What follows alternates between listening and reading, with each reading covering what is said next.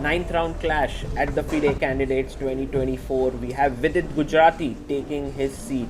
He's going to play with the white pieces against world number 3 Hikaru Nakamura, and Vidit is not in great shape in this tournament. He lost his previous round to Gukesh, and I think that was a critical one because at that point he was on 50% score. Meanwhile, Hikaru is on 4.5 points. He's doing really well.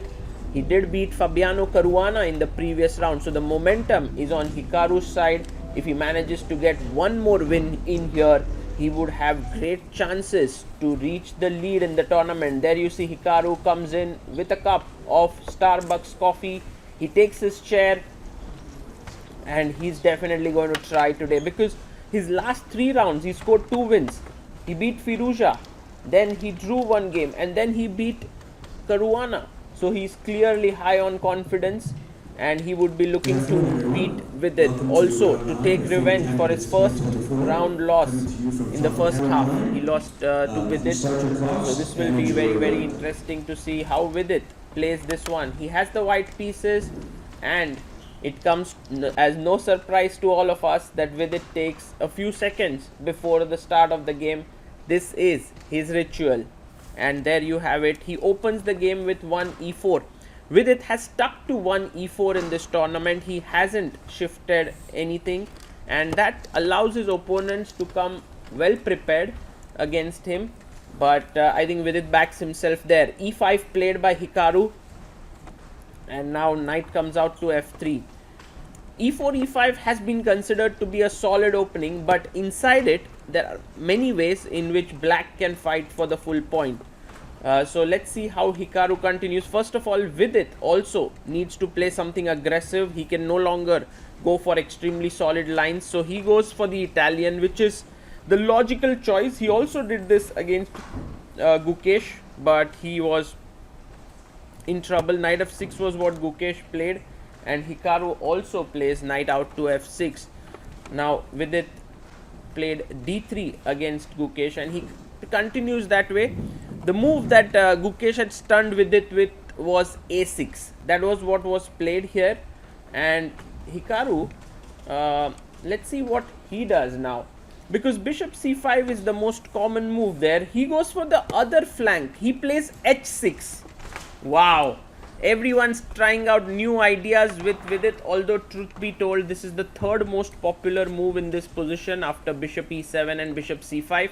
So it has been played before. Vidit quickly goes c3, saying that Hikaru, your move has not surprised me this time. And now Hikaru plays d6, a clear indication that he doesn't want to put his bishop out. He'll keep his bishop in either on e7 or go for the very aggressive g5 and get his bishop out on that side. Vidit, unperturbed, goes short castles, and Hikaru taking a bit of his time and goes g5. Now this is a sign that Hikaru Nakamura wants to go for the full point. He's playing aggressive chess. He's weakened the f5 square there, but that's how chess is. You get something, you lose something. You lose a square, you're gaining space. And now Hikaru puts his bishop on g7. So clearly Hikaru feels that in this game he must try for a win with the black pieces, and that's why he's played it a little bit more aggressively here. Vidit drops his bishop back to b3, and now Hikaru plays pawn to a5. With this move, he's trying to sort of keep space on both wings of the board, and Vidit plays a4 and tells Hikaru that, you know, I'm also going to fight for space on the queen side. In such positions, white is always looking for a right opportunity to open up the position. Black castles, and now you clearly feel that this is a small weakening, but at the same time you also can sense that white cannot attack easily. Black has many pieces around the king, and Vidit goes knight to c4. I like this move. Why? Because firstly, now d5 becomes difficult. On e5 both the pieces are attacking. Bishop comes out, and secondly, I can drop my knight to e3 where it is looking at these 2 squares. These are the most important squares on the board. Vidit now plays rook to e1, just slowly, calmly improving his position there. Hikaru plays rook to e8. So both players moving around. This is the thing about the Italian. That is why people love it. All the pieces are on the board. No exchanges have taken place. There's a lot of scope for trying to maneuver and outmaneuver your opponent. H3. Now this is a questionable move for sure. It is useful, but at the same time it creates a hook later for black to open up the position with g4. Hikaru comes queen d7, and this is all his prep still. He's at 149. He's used only 10 minutes of his time.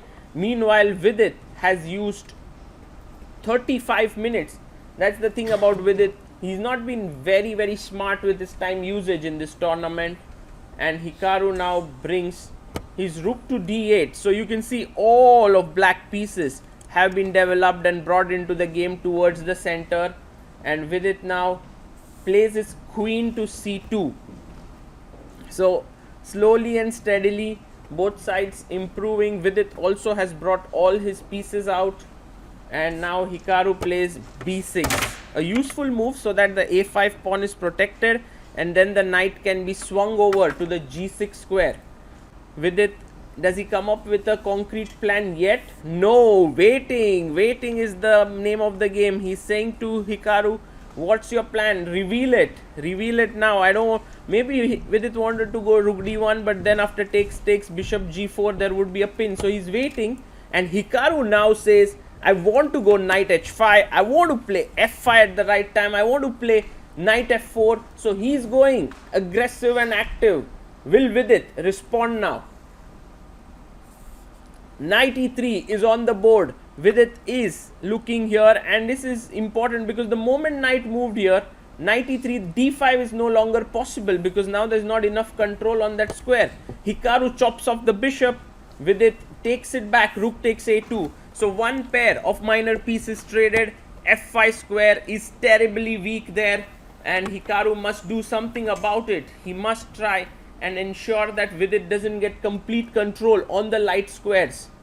But I think what Hikaru will do is he will use this knight, and that's exactly what he has done. He's gone knight e7, controlling f5, and Vidit breaks in the center with d4. Wow, this is getting very interesting. Vidit gaining space, Hikaru taking the pawn. That is surprising because now Vidit will get a very strong center after taking the pawn back. He takes back, and you can look at the white pawns here on e4 and d4, extremely strong. But Hikaru has a plan in mind. He's going to hit the center. He goes d5, and he asks Vidit, what's your plan now? Will you push e5? Because that would mean that my knights would start getting some squares. Vidit does push e5, closing down the bishop here on g7. But now black must try for the c5 break, and that is exactly what Hikaru does. Rook c8 played, trying for the c5 move. If Vidit gets knight g4, he's going to have his pieces on the king side. There can be chances of an attack. He plays rook a3, a useful move. Rook was not doing anything much here. It will be useful on the third rank. So good move there by Vidit, just improving his position. Very slow slightly, and c5. Hikaru kind of loses his patience here. I think knight g4 is a very good move here because after take queen d3, white is clearly better, but Vidit is wanting to take. He intends to take the pawn. He takes it, and Hikaru must not hurry to recapture for the time being. He can play knight f4, bring in his pieces, but instead he does take it with his rook on c5. The downside of this move is that now the d4 square is very weak, and actually a white piece will sit there. Vidit comes back with his queen to d1, slightly looking at the knight here, which is undefended. Hikaru must get that knight back into the game, and knight f4 seems like the logical move. He brings his knight to f4. Somehow the game is very weirdly positioned, and Vidit says to Hikaru that now the queen side is opening up because after take, bishop attacks the rook, bishop can come and sit here or attack the knight. So Hikaru decides to go back, but this is a pawn sacrifice. Hikaru has given up a pawn, and Vidit can actually win it. He takes on a5, and his plan is to take back with the bishop on a5, and then rook comes to a8, trying to win this pawn, but it's not going to be easy. So this is just an intuitive pawn sacrifice by Hikaru. He just sensed it that his position wasn't that great. Vidit was trying to push him, and so he's given up the a5 pawn. Will Vidit take it? Yes, he does. He takes on a5, so he's now a pawn up in the position. And let's see how this game continues. The best way is to put your knight on g6, keep the pressure here, keep the pressure on the king side, but Hikaru goes to the other side, which is knight to c6, and Vidit comes back with his bishop to c3. Now an important move here is either rook c d8 or bishop takes e5. Don't you take with the knight. That's exactly what Hikaru has done. This is a blunder, because now Vidit can take this with the bishop. Look at this very carefully, so that the tension is then with white. So after you take, black will take with the bishop. Now white can take this anytime he wants, and black is under pressure. So Hikaru has to recapture back on e5, and now Vidit, yes, he takes here, which was the natural move, the only move. Now Vidit has this tactic, knight takes d5. Can Vidit spot it? Because that opens up the rook to the bishop, and he spots it. Knight takes d5 is on the board. Fantastic move by Vidit Gujrathi, and he is now up a pawn. Hikaru Nakamura has missed this. Vidit is now on the offensive. He also has 23 minutes left for the next 11 moves. Hikaru has 29 minutes. Knight takes knight has occurred, and now white can actually take on e5 with the knight, with the rook. Both seem okay. Let's see what Vidit does. He takes on e5 with the knight, and Hikaru quickly plays his queen to e6, somehow pinning here, and white has to organize his pieces. That is important, because knight is coming to c3. The pawn on a4 is strong but could become a weakness. Vidit says, I have things under control. Let me bring my rook to d3. I'm attacking your knight. And Hikaru now has only 15 minutes left for the 9 moves.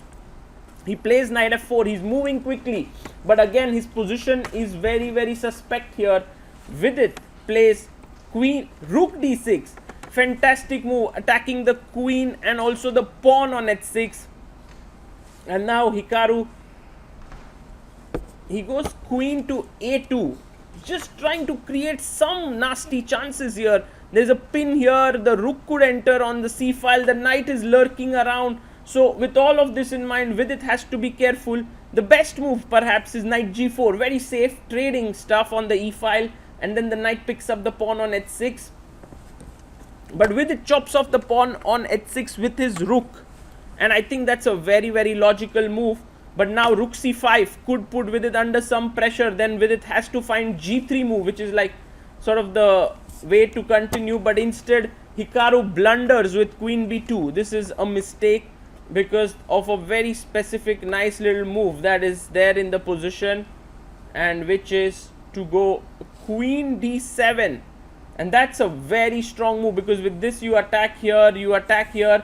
Vidit finds it. He's on a roll. He's finding one good move after another. Queen d7 is on the board. You can no longer take the knight because the rook is hanging, and it's all over. You can see Hikaru missed this move. He completely missed it, and he's shaking his head because now there's nothing left in the position after this.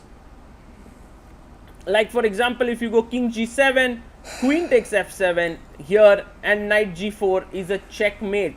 And so Hikaru needs to find a move to make.